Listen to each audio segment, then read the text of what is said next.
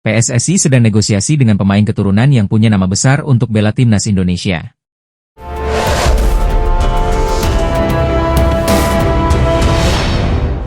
PSSI mengakui bahwa masih bernegosiasi dengan pemain keturunan yang memiliki nama besar. Siapakah dia? Terbaru timnas Indonesia segera ketambahan pemain keturunan, yakni sosok Mauro Ziljestra yang prosesnya sebentar lagi rampung dan tinggal melakoni debut. Setelah mendapatkan jasa pemain FC Volendam tersebut, PSSI masih belum akan berhenti menambah kekuatan untuk skuad Garuda. Exco PSSI, Arya Sinulinga membocorkan bahwa akan ada nama besar yang didatangkan, pihak federasi kini bahkan telah melakukan negosiasi. Ada beberapa nama, tapi ada yang sudah sepertinya akan kita urus, tapi soal siapa, tapi yang nama besar masih negosiasi. Ada juga yang nggak begitu dapat negosiasinya, kitanya ya udahlah, ucap Arya dalam YouTube pribadinya. Tunggu saja kejutan dari PSSI, semoga semua yang diharapkan bisa berjalan dengan lancar, tegasnya. Adapun nama pemain yang dimaksud, Arya memang tidak mengungkapkan, namun memang ada pemain keturunan yang memiliki nama besar di Eropa. Misalnya Summerville yang pernah bermain untuk Leeds United dan kini berkarier di West Ham United. Kemudian ada Devin Renz yang bermain di AS Roma.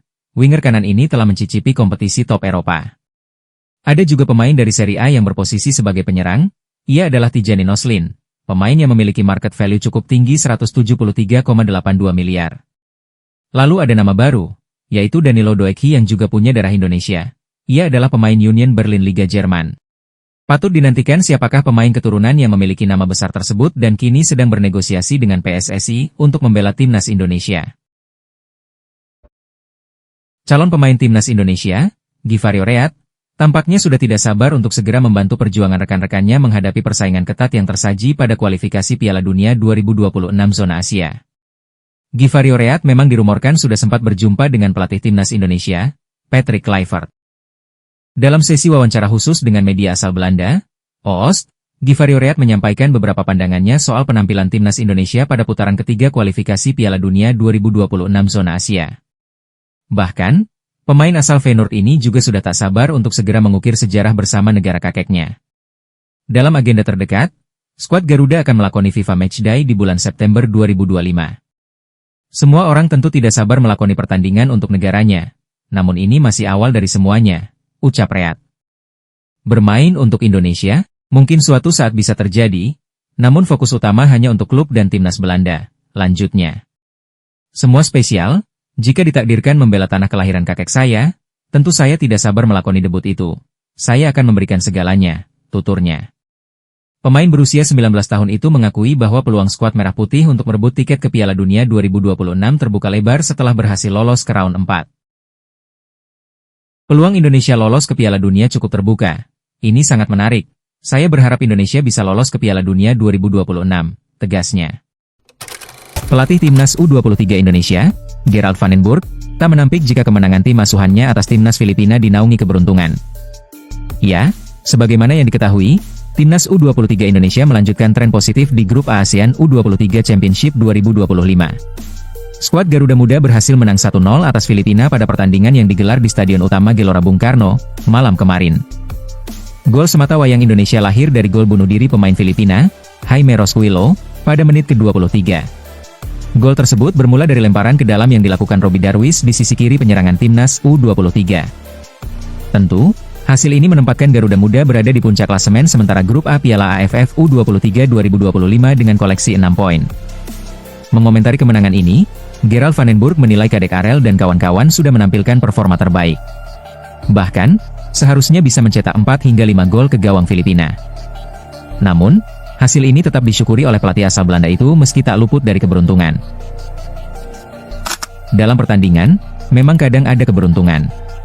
Sebelumnya kami mencetak 8 gol, hari ini sebenarnya kami bisa mencetak 4-5 gol. Dalam pertandingan memang perlu ada penyelesaian yang baik untuk mencetak gol, tetapi ada juga keberuntungan, ungkap Gerald Van den Burg. Satu hal yang ditegaskan oleh Van den Burg, kemenangan tipis ini bukan karena anak-anak asuhnya tak mampu mencetak gol. Dia menyebut pemain Indonesia sejatinya sudah membuktikan bahwa mereka memiliki kemampuan untuk membobol gawang lawan, seperti ketika menghadapi Brunei Darussalam. Namun dia kembali menegaskan, faktor keberuntungan memang selalu dibutuhkan dalam sepak bola. Langsung menyelimuti laga kedua grup A Piala AFF U23 2025 antara timnas Indonesia U23 dan Filipina U23. Sejak peluit pertama dibunyikan, kedua tim langsung menyuguhkan permainan dengan tempo tinggi yang memukau para penonton. Skuad Garuda Muda, di bawah arahan pelatih Gerald van den Burg, menunjukkan strategi yang jelas sejak awal. Mereka tampak fokus memanfaatkan permainan dari sektor sayap untuk membongkar pertahanan lawan. Para pemain sayap timnas Indonesia U23 terlihat aktif bergerak, mencoba menciptakan peluang dari sisi lapangan. Sementara itu, Filipina U23 juga tidak kalah agresif. Mereka meladeni permainan cepat Indonesia dengan pressing ketat dan upaya membangun serangan balik yang berbahaya. Pertarungan di lini tengah pun tak terhindarkan, dengan kedua tim saling berebut dominasi. Timnas Indonesia U23 mendapat peluang emas pertama pada menit 9 melalui Muhammad Raihan Hanan. Namun tendangannya dari luar kotak penalti masih mampu diblok kiper Filipina U23. Selang 2 menit kemudian, Hanan kembali mendapatkan peluang. Namun tendangan kaki kirinya dari jarak dekat masih terlalu lemah sehingga mudah untuk diantisipasi kiper lawan. Gol yang ditunggu-tunggu pun akhirnya tercipta di menit 24. Berawal dari lemparan jarak jauh Robi Darwis, Rosquillo, yang mencoba menghalau bola justru masuk ke gawangnya sendiri. Unggul 1-0 membuat timnas Indonesia U23 semakin rajin menggedor pertahanan Filipina U23. Namun hingga interval pertama usai skor 1-0 untuk unggulan skuad Garuda Muda tak berubah. Memasuki babak kedua, timnas Indonesia tak mengendurkan serangan. Di babak kedua ini, penyerang keturunan Jens Raven langsung dimasukkan untuk menggantikan Hoki Caraka. Tentu masuknya Jens Raven membuat lini depan skuad Garuda semakin berbahaya. Peluang-peluang pun diciptakan Jens Raven yang membuat pertahanan Filipina sedikit kewalahan. Terlepas dari hasil, perjuangan para pemain timnas U23 ini patut diapresiasi. Mereka bermain tanpa beban dan mampu menguasai permainan dengan sangat baik. Di sisi lain, sebelumnya, legenda sepak bola Malaysia, yakni Safisali, sudah tak segan mengakui bahwa saat ini timnas Indonesia jauh lebih unggul dibandingkan dengan tim nasionalnya sendiri. Ya, pujian tersebut ia sampaikan menyusul perkembangan pesat yang dialami oleh timnas Indonesia dalam beberapa tahun terakhir. Baik senior maupun junior, Indonesia kini sedang dalam tren yang cukup positif. Salah satu prestasi terbesar yang diraih timnas Indonesia adalah lolosnya pasukan Garuda ke putaran keempat kualifikasi Piala Dunia. Di level U23, timnas Indonesia sempat membuat kejutan dengan berhasil lolos ke empat besar Piala Asia U23 2024 lalu. Tentu, ini sebuah pencapaian yang tentunya menandai lonjakan kualitas tim ini. Selain itu, peringkat FIFA Timnas Indonesia juga menunjukkan kemajuan yang luar biasa. Saat ini, skuad Garuda berada di peringkat ke-118 dunia, sebuah capaian yang tidak hanya membanggakan, tetapi juga memperlihatkan kerja keras tim dalam beberapa tahun terakhir. Menanggapi perkembangan pesat timnas Indonesia, Safisali mengungkapkan rasa kekesalannya terhadap para penggemar sepak bola Malaysia yang dinilainya kurang peduli terhadap perkembangan timnas mereka sendiri. Menurut Safisali, kesuksesan timnas Indonesia dalam langkah lebih jauh di kancah internasional menunjukkan pentingnya strategi yang tepat dan kerja keras dalam mengelola tim. Hal ini, menurutnya, seharusnya menjadi pelajaran bagi Malaysia agar dapat bersaing di tingkat yang lebih tinggi di Asia. Dengan pencapaian ini, timnas Indonesia kini memiliki posisi yang sangat kuat di Asia, dan Malaysia pun tak bisa lagi menganggap remeh kekuatan skuad Garuda yang tengah berkembang pesat. Harimau Malaya harus melakukan evaluasi apa masalahnya. Bagi saya, semenjak proyek naturalisasi diperkenalkan, ini puncak terbesar untuk pasukan negara. Timnas Malaysia harus dikoreksi lagi, ungkap Safisali. Kemudian, Safisali mengungkapkan kekagumannya terhadap perkembangan pesat timnas Indonesia, yang dinilai telah jauh melampaui timnas Malaysia dalam beberapa tahun terakhir. Menurut Safi, perbedaan kualitas antara kedua tim semakin terlihat jelas, dengan skuad Garuda menunjukkan kemajuan yang signifikan. Ia berharap agar Malaysia dapat belajar dari perjalanan timnas Indonesia dan segera mengambil langkah konkret untuk mengejar ketertinggalan tersebut. Dengan semakin berkembangnya timnas Indonesia, sudah saatnya bagi Harimau Malaya untuk mengoptimalkan potensi yang ada dan berupaya mengimbangi kekuatan Garuda di pentas internasional. Dengan apa yang terjadi pada tim nasional saat ini, saya pikir kami membutuhkan staf pelatih baru. Kita harus melihat keluar karena kita sudah terlalu lama berada di dalam. Lihat bagaimana Vietnam, Indonesia, Thailand, berhasil melakukan perombakan yang luar biasa. Kalau kita masih berharap pada penduduk setempat, maka kita masih akan terjebak dalam waktu yang lama, jelas Safisali kala itu.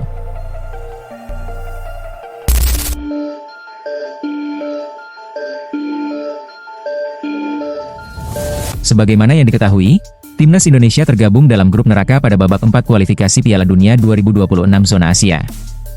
Ya, kepastian tersebut diperoleh berdasarkan hasil drawing yang berlangsung di Kuala Lumpur, Malaysia, siang kemarin. Pengundian ini juga disaksikan secara langsung oleh pelatih timnas Indonesia Patrick Kluivert hingga manajer timnas Indonesia Sudar Maji.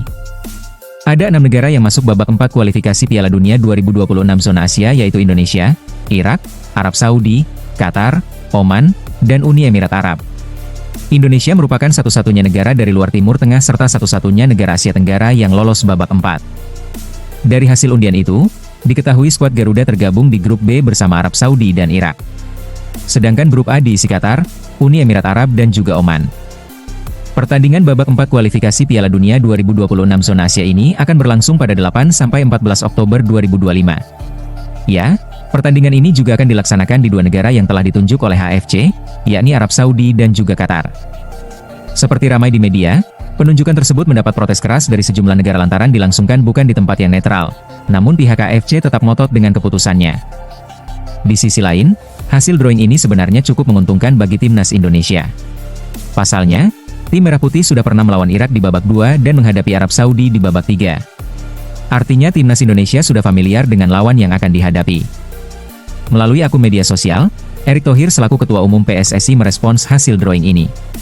Dia memastikan, para pemain timnas Indonesia akan memberikan yang terbaik di babak 4 ini demi mewujudkan impian lolos ke Piala Dunia 2026. Timnas Indonesia tergabung dalam grup B bersama Arab Saudi dan Irak pada ronde keempat kualifikasi Piala Dunia 2026. Kita akan bertanding pada 8-14 Oktober 2025. Kita akan berjuang memberikan yang terbaik untuk Merah Putih agar bisa terbang tinggi, tulis Erick Thohir melalui akun media sosialnya. Tentu harapannya, timnas Indonesia bisa lebih fokus lagi dalam mempersiapkan diri. Sebab, lawan yang akan mereka hadapi bukan tim dengan komposisi pemain biasa saja. Namun, para pemain Irak maupun Arab Saudi merupakan pemain berpengalaman dan punya mental yang cukup bagus. Indonesia, Patrick Kluivert, menegaskan bahwa ia dan anak asuhnya akan memberikan segalanya demi lolos ke Piala Dunia 2026. Juru taktik asal Belanda itu menilai tekanan lebih besar ada di pundak Arab Saudi. Timnas Indonesia dan Arab Saudi berada satu grup pada putaran 4 kualifikasi Piala Dunia 2026 setelah drawing yang digelar di Kuala Lumpur, Malaysia. Satu tim lainnya adalah Irak.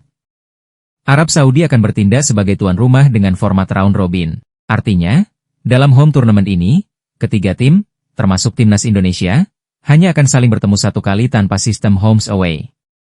Tentu saja ini hasil undian yang berat.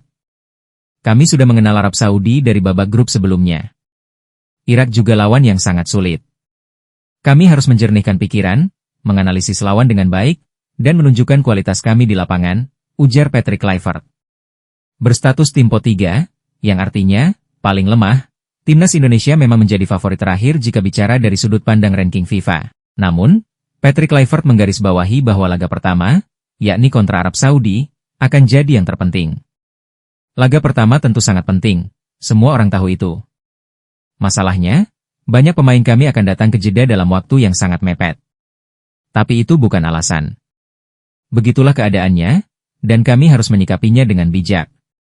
Kami harus mempersiapkan pertandingan ini sebaik mungkin, kata Kluivert lagi. Lebih lanjut, Kluivert juga merasa tekanan berlebih ada pada Arab Saudi karena bertindak sebagai tuan rumah dan jadi favorit untuk lolos otomatis ke Piala Dunia 2026 dengan menjuarai grup B.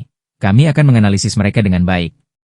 Tapi, menurut saya tekanannya ada di Arab Saudi. Kami harus tampil dan melakukan apa yang harus kami lakukan. Kluivert tak mau memungkiri bahwa tugas berat ada di pundaknya. Mantan pemain Barcelona itu sesumbar bahwa ia menyukai tantangan dan tekanan. Kami sudah mencapai posisi bersejarah dengan lolos ke babak keempat. Tapi semua orang ini ke Piala Dunia. Saya, para supporter, jadi tekanannya besar. Fans Indonesia sangat bersemangat dan saya suka itu. Saya suka tekanan, karena tanpa tekanan ini bukan pertandingan. Saya menyukai tekanan, saya senang bekerja untuk negara ini.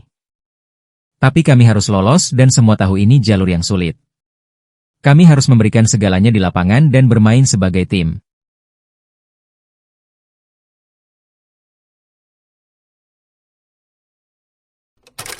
Ula Romeni diperkirakan tidak akan perkuat timnas Indonesia di ronde keempat kualifikasi Piala Dunia 2026 zona Asia. Kabar tersebut terjadi karena sang pemain alami cedera saat bertanding di Piala Presiden 2025 lalu. Pemain berusia 25 tahun itu alami cedera saat Oxford United bertanding kontra Arema FC pada Kamis, 10 Juli 2025. Ia mendapat tackle keras dari salah satu pemain Arema FC, Paulinho Mokcelin. Tackle tersebut membuat Ula Romeni alami cedera yang menyebabkan tidak bisa melanjutkan pertandingan. Menurut pelatih Oxford United, Gary Rowett, cedera yang dialami Ula Romeni tergolong cedera serius. Namun dirinya berharap agar ucapan tersebut hanya buruk sangka semata. Karena cederanya Ula Romeni tidak hanya merugikan Oxford United, namun juga timnas Indonesia yang berjuang ke Piala Dunia 2026. Rupanya, cedera yang dialami Ula Romeni cukup parah. Menurut Ketua BTN sekaligus manajer timnas Indonesia, Sumarji, Ula Romeni tengah diupayakan untuk pemulihan cederanya pada Oktober 2025. Informasi tersebut memastikan bahwa mantan pemain FC Utrecht tersebut akan absen perkuat timnas Indonesia pada September 2025 kontra Lebanon dan Kuwait. Dengan demikian, PSSI tengah berupaya untuk mencari pemain keturunan baru untuk perkuat timnas Indonesia di posisi penyerang. PSSI melakukan koordinasi agar bisa mendapat pemain keturunan grade A di posisi penyerang. Untuk kemungkinan mencari tambahan pemain keturunan selalu terbuka, buka Sumarji. Tapi kembali lagi, yang PSSI inginkan adalah pemain yang punya kualitas grade A. Ini yang kami masih terus cari. Lanjutnya mengenai target pencarian PSSI. Pak Erick Thohir terus berkomunikasi dengan intens dengan koleganya yang ada di sana, tambah Sumarji. Sebenarnya, Jens Raven bisa menjadi opsi untuk memperkuat timnas Indonesia di level senior. Akan tetapi, Sumarji menyebut levelnya belum menyamai Ula Romeni. Kalau naikkan Jens Raven, terlalu jauh kualitasnya, ujar Sumarji jawab opsi tarik Jens Raven ke level senior. Jangan melihat kemampuannya pas laga kontra Brunei Darussalam. Karena laga itu masih awal dan belum bertanding kontra Filipina yang membuat kejutan dengan kalahkan Malaysia, jelas Sumarji. Chio Summerville adalah satu dari beberapa pemain keturunan yang diinginkan pelatih Patrick Kluivert untuk timnas Indonesia. Lantas, bagaimana respons penyerang West Ham United itu? Selain Chio Summerville, ada beberapa pemain keturunan lainnya yang diminta Patrick Kluivert untuk membela timnas Indonesia ialah Pascal Struijk, Jayden Oosterwolde dan Jairo Riedewald. Chio Summerville saat ini sedang menikmati karirnya di West Ham United. Pemain berusia 23 tahun itu terpilih masuk tim terbaik Premier League atau kasta teratas Liga Inggris. Chio Summerville baru saja melakukan wawancara dengan ESPN di Inggris. Pemuda kelahiran Rotterdam itu ditanya mengenai rumor mempunyai darah keturunan dan kemungkinan membela timnas Indonesia. Dia juga disinggung perihal pengikut media sosialnya.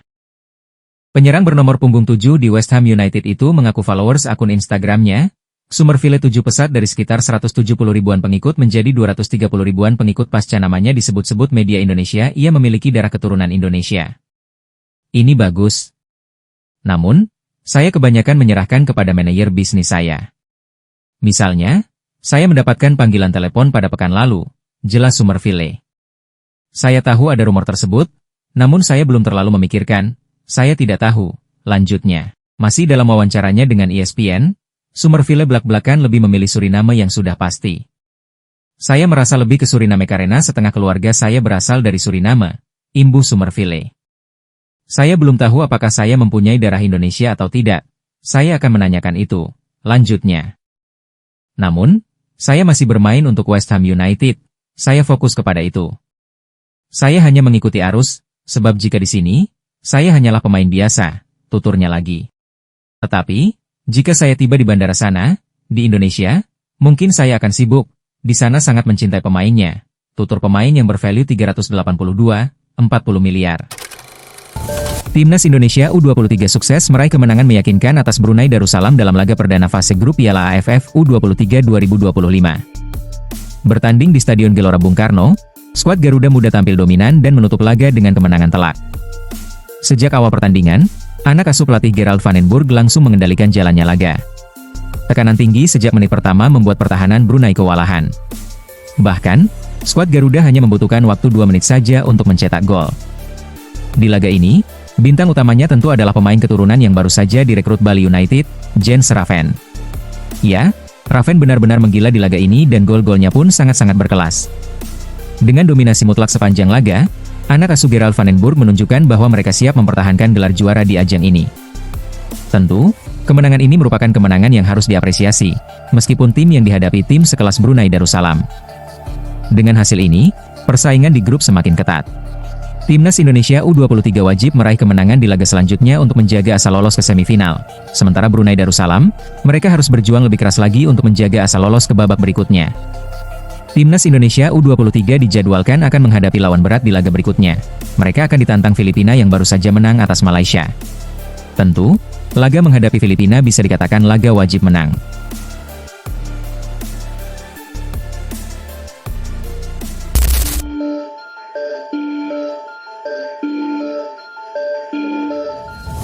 Sebagaimana yang diketahui, Timnas Indonesia U23 menjadi tuan rumah dalam ajang Piala AFF U23 tahun ini. Pada hari kemarin, PSSI resmi merilis daftar 23 pemain terbaik untuk ajang bergengsi di Asia Tenggara tersebut. Sayangnya, dalam daftar tersebut tidak ada nama Marcelino Ferdinand hingga Rafael Struijk. Hal itulah yang kemudian dipertanyakan sebagian netizen tentang potensi kedua pemain tersebut. Setelah mendapat banyak pertanyaan tentang kondisi dua pemain itu, Gerald Van den Burg pun akhirnya buka suara. Dia memastikan bahwa dua nama pemain senior tersebut tak pernah diproyeksikan untuk tampil di Piala AFF U23. Sebagaimana yang diketahui, skuad Timnas Indonesia U23 saat itu sudah berkumpul tak lama dari Timnas Indonesia senior tampil di kualifikasi Piala Dunia. Van den Burg pun menyebut bahwa tak mungkin Marcelino Ferdinand dan Rafael Struijk kembali turun ke kategori junior karena sudah masuk dalam proyeksi Timnas Indonesia senior.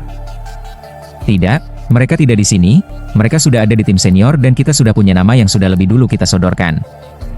Kita berkumpul tak lama setelah Timnas Indonesia senior main, jadi sudah pasti mereka tidak ada di sini Timnas U23, ungkap Gerald Van den Burg.